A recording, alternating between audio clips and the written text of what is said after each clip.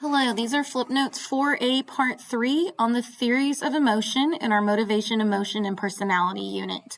My Bitmoji is running because it takes a lot of motivation, feeling a lot of feelings. Nope. What makes an emotion? There's three main parts. We have the physiological side, so our actual physical response, expressive behaviors like our facial expressions, whether or not we scream, and then our conscious experience, how we interpret it, how do we think about the emotion. We've got several theories, and our first one is the older theory from William James, as in father of American psychology, William James, and Carl Lange. So the James Lange theory proposed what basically seems kind of backwards from common sense. They said that the physiological activity precedes the emotional experience, that bodily changes are actually what cause you to feel an emotion, not whatever it is that's actually scaring you. So maybe you see a scary snake, and that causes your heart rate to go up and your lungs to increase, that you're breathing hard, and then you have the emotion. So your emotion is actually in response to your physiological response, not to the snake, but you're scared because your heart rate goes up. And you're like, oh, my heart rate is up. And that's what causes you to be afraid. So it's you feel afraid because your pulse is racing. Lange said the conscious experience of emotion results from one's perception of autonomic arousal, that we're actually more scared of our body being out of its normal state, and that's what causes fear. So this really stresses the biological determinants of behavior or of emotion.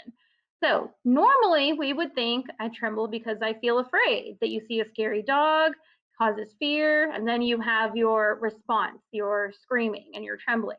But James Lange said, nope, it's actually the opposite. You have the autonomic arousal, your heart rate's up, and then you have the conscious feeling of fear. The next theory was called Cannon-Bard from Philip Bard and Walter Cannon.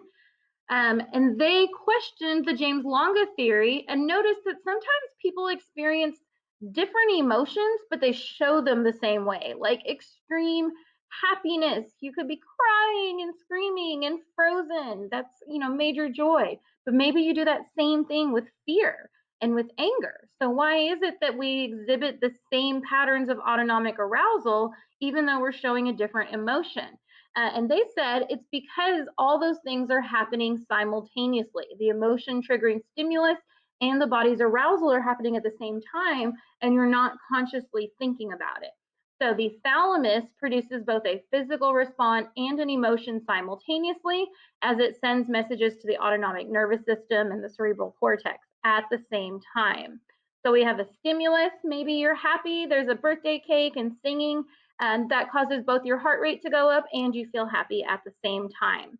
So the main thing that we want to remember about the Cannon-Bard theory is that something is happening simultaneously. So we've got the brain activity, and then we have both a conscious feeling and autonomic arousal. So the way I remember this, it's going to sound funny, but I don't call this the Cannon-Bard theory, I call it the Cannon-Fart theory. Because if you were going to have to fart out loud, like in class, you'd want a cannon to go off simultaneously, so that way no one would hear it. So the key thing is with that little analogy there is that the cannon is firing simultaneously with the fart. The fart is supposed to be like barred. So the emotion, the conscious feeling, and the autonomic arousal are happening simultaneously.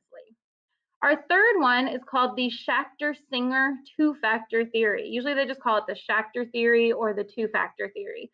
But Stanley Schachter, who did the experiment in our previous section about overweight and normal weight people determining whether they were hungry based off of external or internal signals, it was that same Stanley Schachter. Schachter and Singer proposed a theory that our physiology and our cognitions create emotions. So the key part of this one is that your emotion has two factors, the physical arousal and that you give it a cognitive label.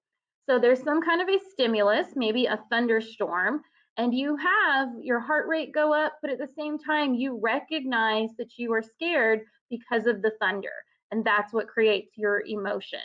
In this example, we've got the scary dog, the autonomic arousal, the appraisal of the situation. So that's the different part in this area, this appraisal or cognitive label, and the conscious feeling. So it says, I label my trembling as fear because I appraise the situation as dangerous. So they recognize that the situation is dangerous. The evolution theories of emotion says that we actually have a lot of emotional responses that do not have any cognitive interpretation involved, that they're just innate reactions. Remember that all of our evolutionary theories are based off of Darwin's ideas. But at this theory, the idea is that emotions have an adaptive value that increases our chances of survival. So we have these natural fears to things that were dangerous to early people. Like we're naturally scared of snakes, heights, thunderstorms, because being out in those storms was dangerous to early people. But over time, our emotions evolved before higher order thinking. Emotions evolved before higher order thinking. So those thoughts don't go with emotions. We just tend to feel those things. We may realize over time that, thunderstorms aren't really very dangerous, but your heart rate may still be going up because of that innate response. Um, the evolutionary theories say we have fundamental emotions like fear, anger, joy, disgust, and surprise. Looking at physiological similarities and differences, our physiological responses related to fear, anger, love, and even boredom at times are very similar. And we mentioned that how, this one girl on the left could be terrified and this girl on the right could be, having the best time of her life, but that looks very much the same. And that's just because of how the body is processing those differences. Physical responses like our finger temperature can change, facial muscles change during fear, rage, and joy.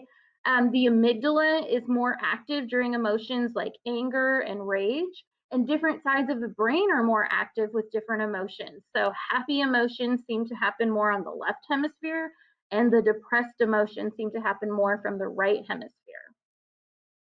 Another theory, John Ledoux, says there's a reason why we experience some emotions very rapidly and some take us a little bit more time to process. And he calls these the low and high roads to fear. That we have some emotions processed very quickly, that it's just part of our autonomic response. And they're going from the thalamus, that incoming sensory stimuli, and the amygdala, which is ready and is always kind of on alert for any kind of danger. So that happens very quickly, quick and dirty, it says on here. It's the low road. But our emotions are also processed through the thalamus, and then they go up to the cortex, where more of our thinking and higher level thinking is happening and more sensory mixing, sensory associations areas are. And that takes a little bit longer. It's slow but accurate. So when you see something that's out of the norm, you might have an immediate response that gets your heart rate up. But then you give it another second and you realize, oh, that's not dangerous. That loud sound I heard that scared me, it was just a construction worker outside with a jackhammer. So I'm not in danger. But at first it sounded dangerous. So you went on alert. But then your full emotion then says, okay, this is not dangerous. We're okay. So here in red showing the autonomic response, and then the blue showing going up through the cortex. Our next theory is Richard Lazarus's appraisal theory of emotion. This is similar to one of the earlier ones in that it also involves a cognitive appraisal. So this one says it's not just caused by the situation, but rather how we actually interpret and think about the situation. So Lazarus says that we give it a primary appraisal where we determine if what we're experiencing is an actual challenge, which could be something that's not necessarily dangerous, but a potential for gain or growth, or is it a threat, something that can lead to harm, have negative consequences, even cause loss of any things that we value. And then the secondary appraisal is, well, what can I do about it? Do I have some options where I can be okay? So then it's considered more of a low threat, or do I not have any options, or I don't know what to do? And then it's a high threat. So how we mentally appraise it and when we consider what's going on. So this is something where we have a little bit more time to consider what's going on, really has plays a role in how we feel about the emotion.